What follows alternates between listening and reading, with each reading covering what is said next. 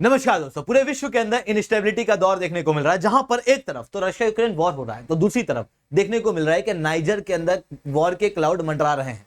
वहीं तीसरी तरफ बेलारूस और पोलैंड का कॉन्फ्लिक्ट भी और ज्यादा ग्रेव होता हुआ दिखाई दे रहा है। इसे कुछ न्यूज के माध्यम से समझने का प्रयास करो। रिसेंटली पोलैंड के द्वारा 10,000 सैनिकों की ट्रूप बेलारूस की बॉर्डर के ऊपर डिप्लॉय की गई।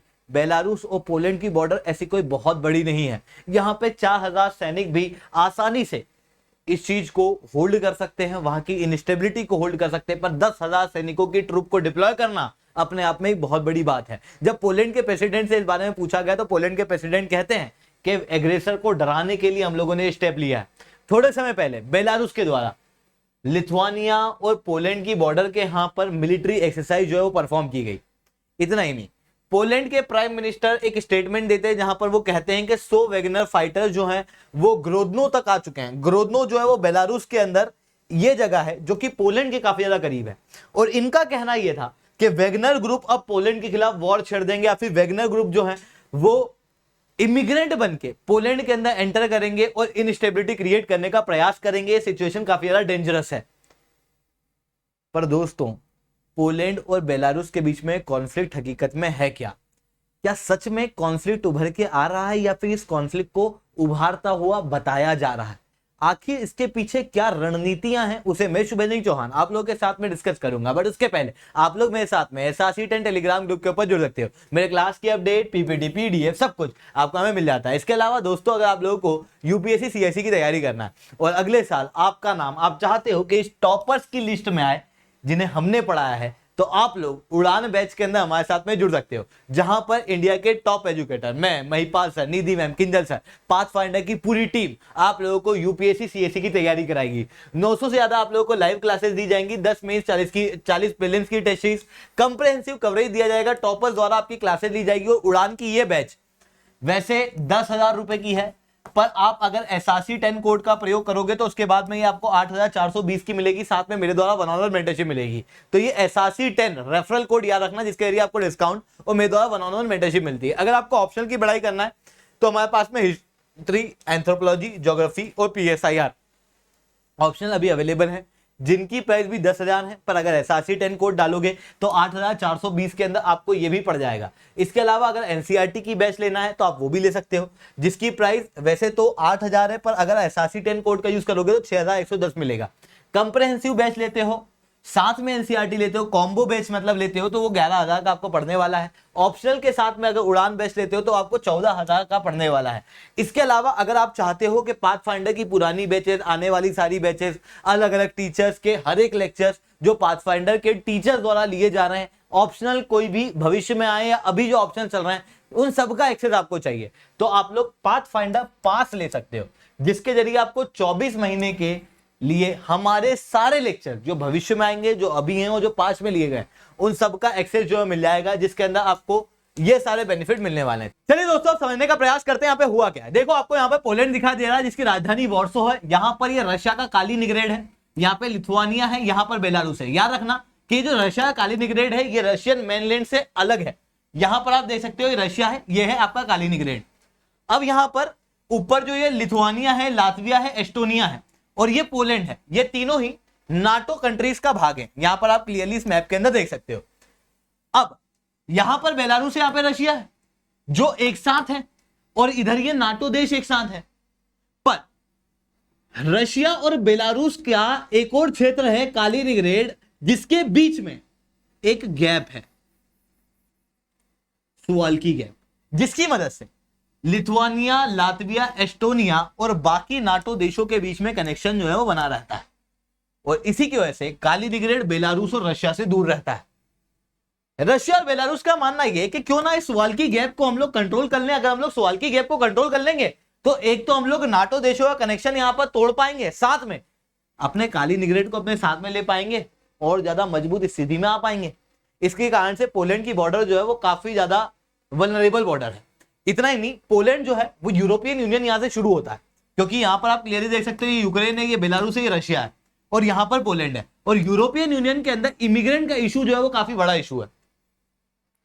बेलारूस रशिया के साथ में, तो बेलारूस क्या कर रहा है, कि रशिया की मदद से दूसरे सारे देशों के जितने भी इमिग्रेंट है उसको अपने आप पे अलाउ कर रहा है और जबरदस्ती पोलैंड के अंदर भेज रहा है ताकि वो लोग यूरोपियन यूनियन के अंदर एंटर कर सके। पोलैंड का आरोप है कि इस साल लगभग 19,000 इमिग्रेंट को पोलैंड के अंदर बेलारूस से जबरदस्ती भेजने का प्रयास किया। पिछले साल यही आंकड़ा लगभग 16,000 इमिग्रेंट का था।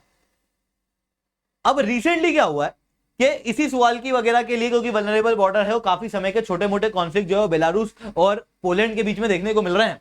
रिसेंटली आपको याद होगा तो वैगनर ग्रुप द्वारा प्रोटेस्ट किया गया था, या कहूं म्यूटिनी करने का प्रयास जो है वो रशिया ने किया था, जिसके बाद सेटलमेंट हुआ। और जब सेटलमेंट हुआ तो उन वैगनर ग्रुप को एक्साइल में भेज दिया गया बेलारूस के अंदर। मतलब रशिया ने वैगनर ग्रुप को एक्साइल में भेजा बेलारूस के अंदर। पोलैंड ने क्या कहना शुरू कर दिया कि ये रशिया की एक चाल है। रशिया जो है वो वैगनर ग्रुप को जानबूझ के बेलारूस में भेज रहा ताकि भविष्य में यही वैगनर ग्रुप पोलैंड के साथ में अटैक कर दे, पोलैंड के ऊपर अटैक कर दे। रिसेंटली इन्होंने आरोप यह भी लगाया था कि वैगनर ग्रुप धीरे धीरे करके पोलैंड की बॉर्डर के पास में आ रहे हैं और जो बेलारूस है जिन इमिग्रेंट को जबरदस्ती पोलैंड की बॉर्डर क्रॉस करा रहा है उसके अंदर वैगनर ग्रुप को भी क्रॉस कराएगा और वो फिर बाद में जाके पोलैंड के अंदर एक डेंजरस सिचुएशन क्रिएट कर सकते हैं। हालांकि इन सारी चीजों को, इन सारे आरोपों को रिपोर्ट्स में देखा गया। हकीकत दुनिया के अंदर अगर देखें तो बेलारूस ने इन्हें ऑफिशियली इन सारे आरोपों को मानने से इनकार कर दिया। हालांकि बेलारूस के प्रेसिडेंट अलेक्जेंडर लुकाशेंको मजाक में एक बार कहते हैं कि जो वैगनर ग्रुप के लोग हैं वो कहते हैं कि थोड़ा वेस्ट चलते हैं, विजिट में थोड़ा सा वॉर्सो घूम के आते हैं, पर मैंने अभी भी उन्हें सेंट्रल बेलारूस के अंदर रखा हुआ है। ऐसा उन्होंने व्लादिमीर पुतिन के साथ में कहा था। ये ऑफिशियल स्टेटमेंट नहीं था, पर इसका भी प्रयोग जो है वो किया जा रहा है कि वैगनर ग्रुप का प्रयोग किस तरीके से रशिया और बेलारूस जो है पोलैंड के खिलाफ कर सकते हैं इसको दर्शाने में। रिसेंटली एक और इंसिडेंट भी हुआ था। कुछ लोग जो कि पोलैंड की बॉर्डर के बहुत करीब रहते हैं उन्होंने 2 हेलीकॉप्टर्स की फोटो खींची थी और उनका कहना था कि ये 2 हेलीकॉप्टर बेलारूस के हैं जो पोलैंड की बॉर्डर को क्रॉस कर गए, पर यह भी केवल और केवल रिपोर्ट में था। हकीकत में वो जो फोटो देखे गए तो वो फोटो 2018 के थे, जिस समय पे 2018 में ये 2 ही हेलीकॉप्टर जो हैं वो क्रॉस करने का प्रयास करते हैं पोलैंड की बॉर्डर को, क्योंकि सीरियल नंबर उस समय के हेलीकॉप्टर से मैच करता है, अभी के हेलीकॉप्टर्स नहीं है।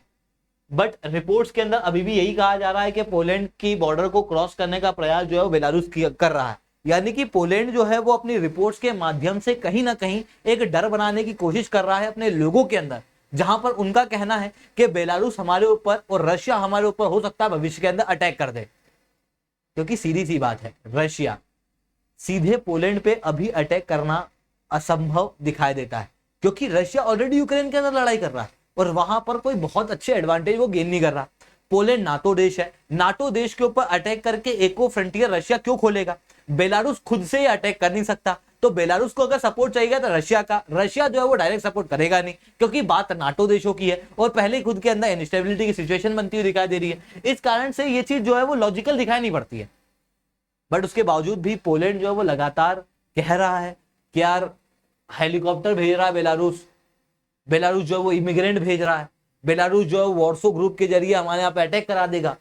तो इसके पीछे कारण क्या है? इसके पीछे 2 कारण माने जा रहे हैं। सबसे पहला कारण तो ये माना जा रहा है कि हो सकता है कि बेलारूस और रशिया जो है वो नाटो की कैपेबिलिटीज को देख रहे हैं कि किस तरीके से नाटो इन छोटी मोटी चीजों के प्रति रिएक्शन कर रहा हो और सच में बेलारूस और रशिया इन सारी चीजों को प्लान कर रहे हो। या फिर ऐसा भी हो सकता है कि पोलैंड जो है वहां पर अक्टूबर के अंदर इलेक्शंस होने वाले हैं और अक्टूबर के इलेक्शन की तैयारी अभी से करना शुरू कर दी है वहां की सरकार ने, और उन्होंने ये माहौल क्रिएट कर दिया है कि हमारी सिक्योरिटी के ऊपर थ्रेट है और हमारी सॉवरेनिटी के ऊपर थ्रेट है, ताकि भविष्य के अंदर नेशनलिस्ट और पॉपुलिस्ट पॉलिसी के जरिए ये लोग अपने इलेक्शन एजेंडा को पूरा कर सके। हालांकि कुछ भी कहा नहीं जा सकता, अभी भी ये भी हो सकता है कि सच में बेलारूस और रशिया ये चीज कर रहे हो, क्योंकि सिमिलर सिचुएशन जो है वो लातविया में भी उभरती हुई दिखाई दे रही है।